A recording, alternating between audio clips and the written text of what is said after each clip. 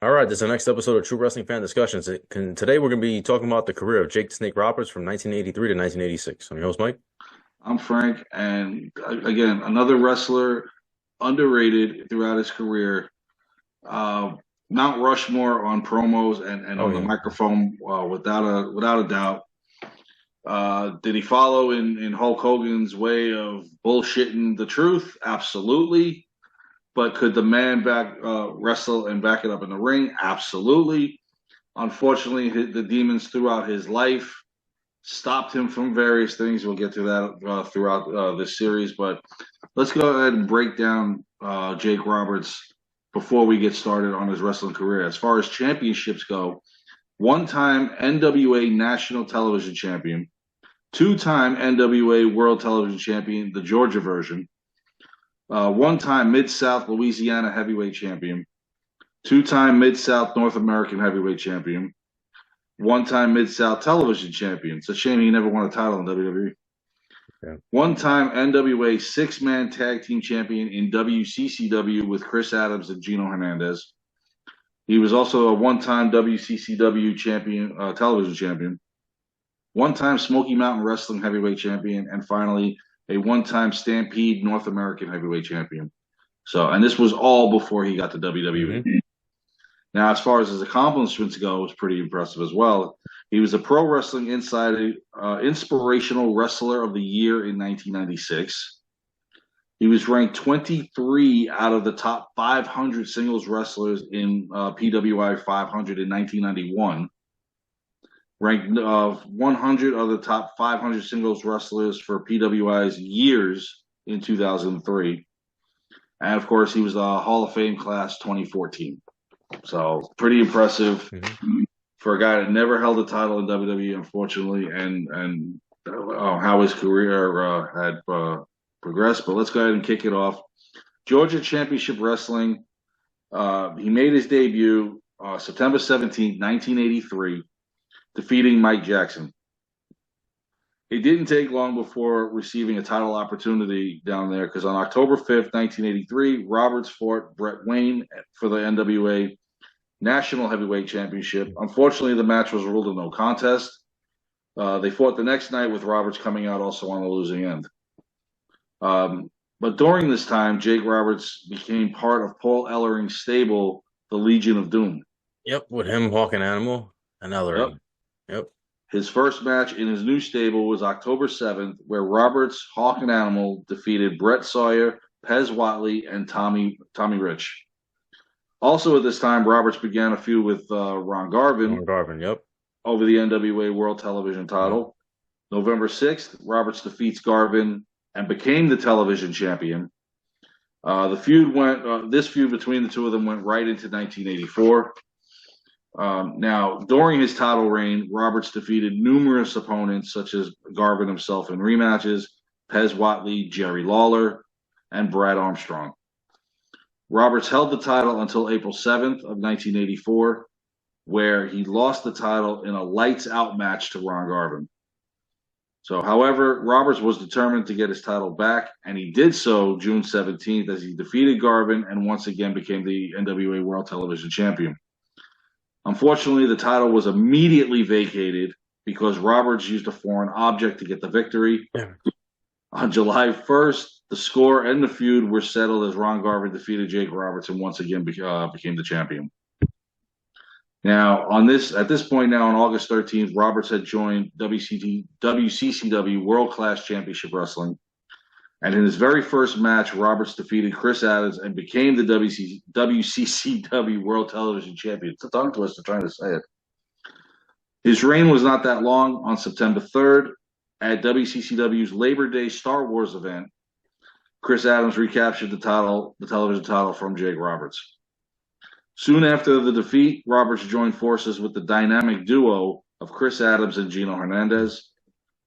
Their first match together was on October 1st of that year, where they defeated Buck Zumhofe. Never know if I'm saying that right. Zumhofe. Zumhofe. I don't know. Close enough.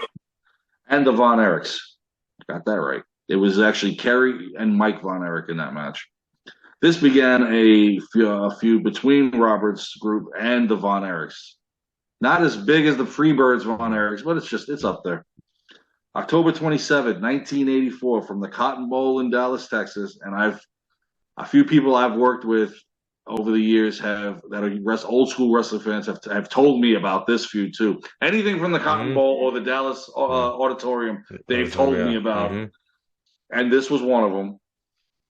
Jake Roberts and the Dynamic Duo defeated the Von Erichs, Kerry and Mike, and Bobby Fulton, who was the replacement for Kevin Von Erich, and they became the WCCW six-man tag team champions.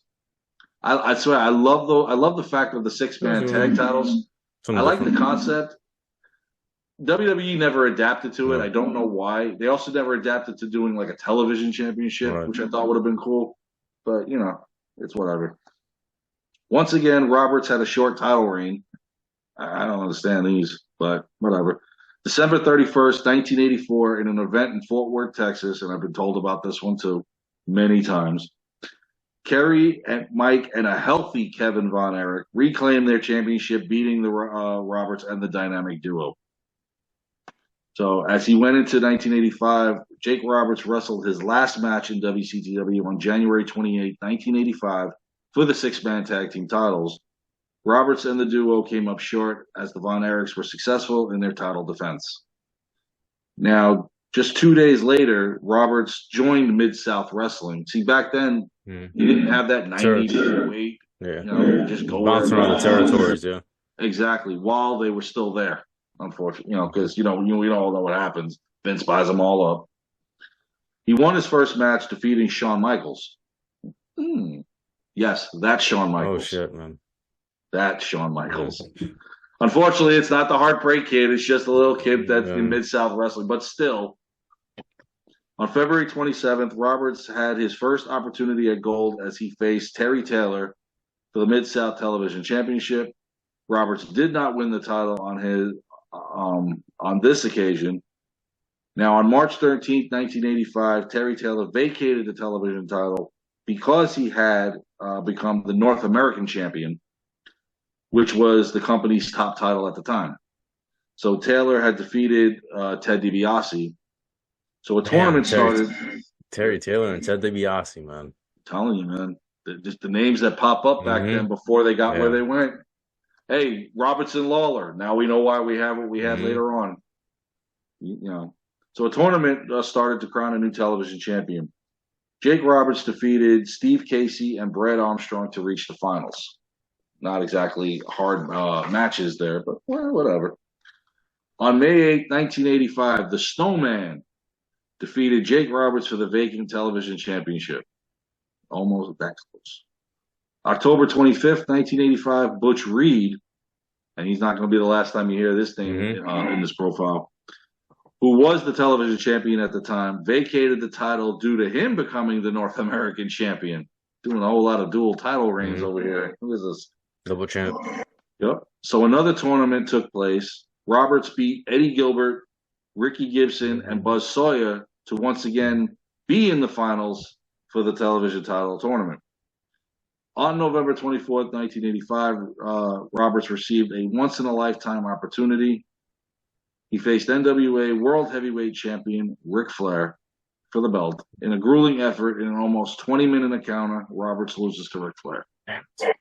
Well, look back then. Kurt Hennig and Jake Roberts got an opportunity of a lifetime against them. And at least he gave them the opportunity, unlike some people.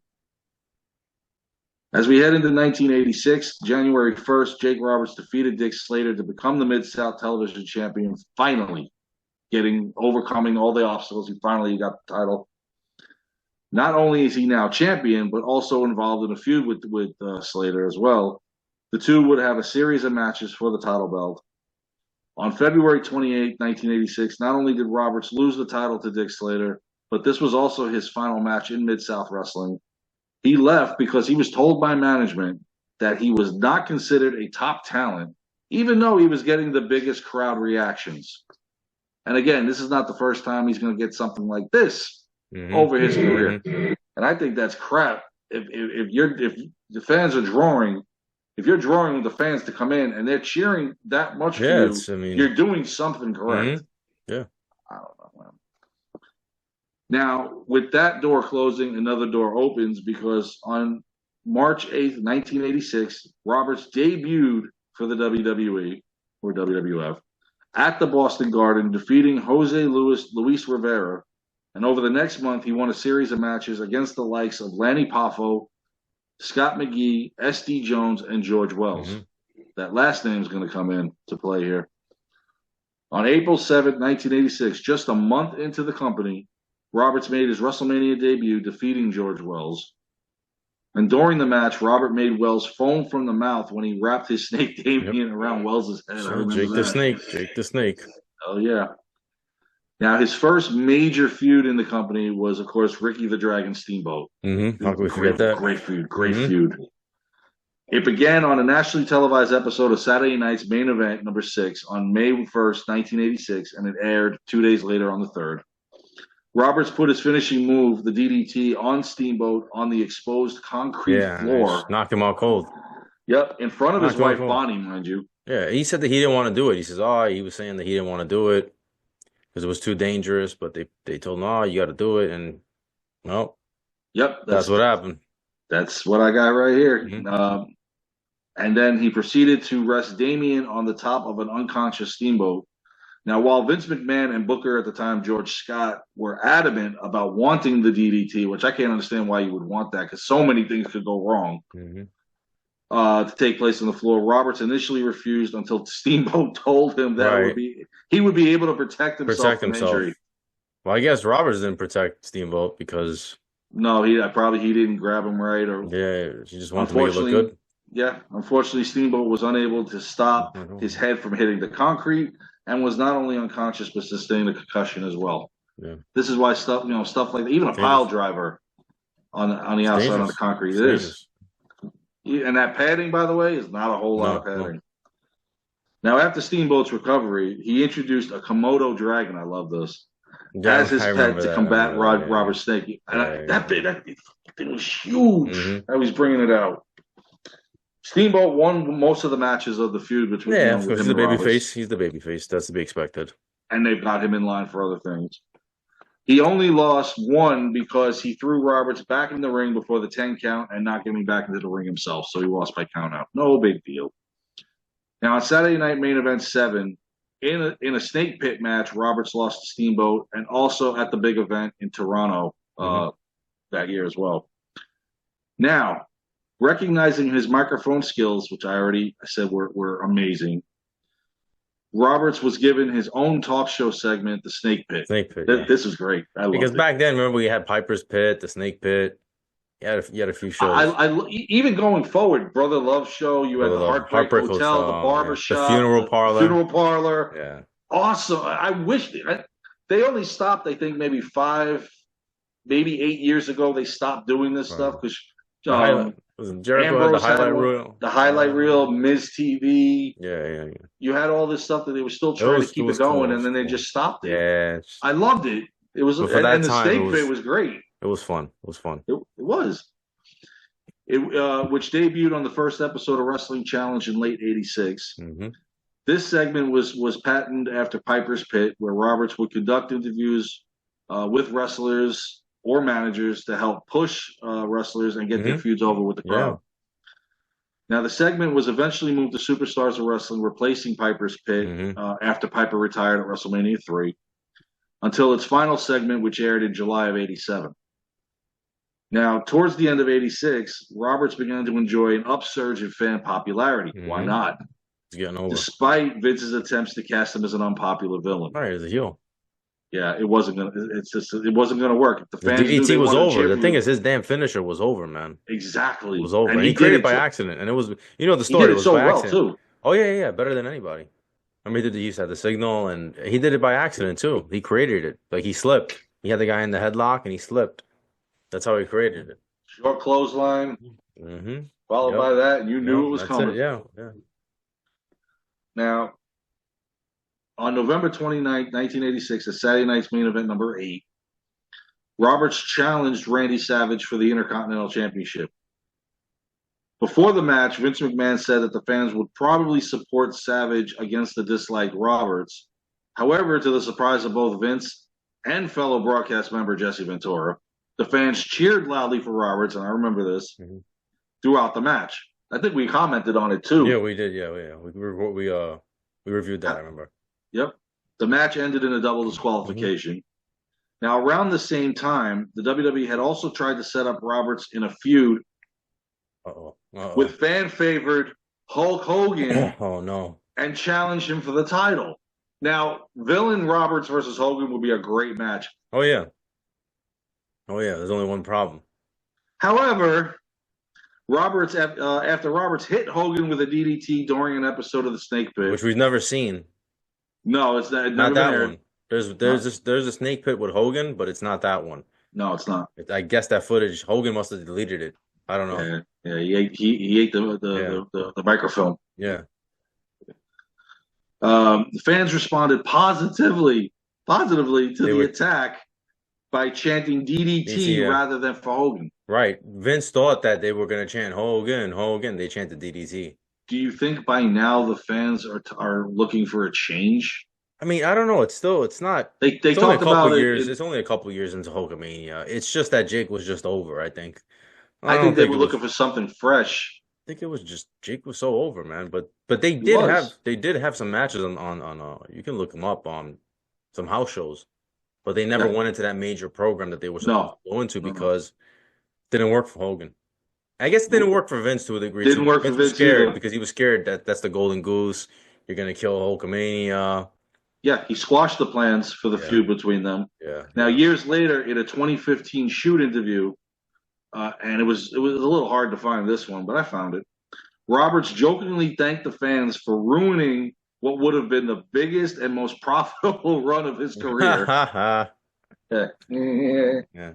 Well, it's funny though that he said that though, because in a way, like if had they not cheered him, they booed him, he would have gotten the match. Right. But he wasn't going to win the title. Right. So but the thing is, back then, if you worked with the champion, you got paid a lot of money. If you rubbed the right person like Hulk Hogan, you're going to get the same type of it was the Hogan rub stuff. Now, of course, at the time, Hogan was the biggest and most popular babyface, and a run against Hogan would have meant main event television and pay-per-view matches. Yep, but unfortunately, the fans cheered for you. Well, don't blame them. So, I mean, as far as 83 to 86 goes, I mean, you're talking about he started out red hot. Yeah. All the opportunities handed to him, microphone skills, television appearances. I mean, it's great, but it just, when you get to that limit, you're going to fall back down at some point. And unfortunately for Jake, it's gonna happen. But it takes a little while. Takes a little while, yeah. All right. That's a review. Please like, comment, share, subscribe. See you guys soon.